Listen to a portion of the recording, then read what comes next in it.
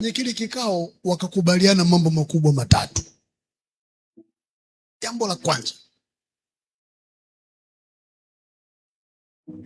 wakasema tumfanye mtu kwa sura yetu na kwa mfano wetu.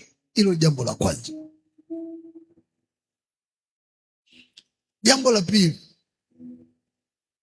anasema ili aende akamiliki na kufanya nini? Na kutawala. Jambo la tatu, akatiishe. Miliki na kutawala, tiisha. Nitaeleza mambo yote maana yake nini.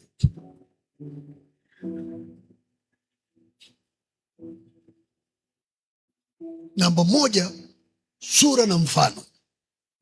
Namba mbili, aende kumiliki na kufanya nini? Na kutawala. Jambo la tatu, akatiishe.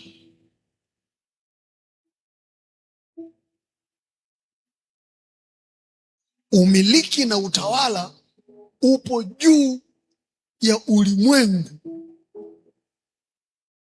ambao kwa Kiebrania wanaita aion.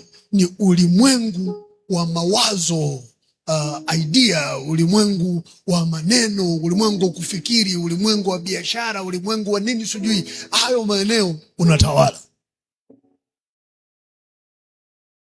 Alafu kwenye kutiisha anasema kila kitambaacho, kile vilivyoko kwenye maji, unatiisha kupitia ulimwengu uliopewa. Mungu amekupa ndoa kama ulimwengu. Mungu amekupa biashara kama ulimwengu.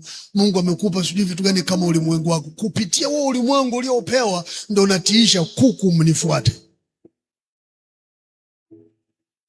bata mnifuate, kondoo nifuateni, sijui kitu gani sijui nifuateni. Hivi vinatiishwa kwa sababu hivi vimeumbwa kufuata mtawala. Kwa kama hujaelewa nini unamiliki na nini unatawala, ni ngumu kutiisha hivi vingine vikufuata. Halo?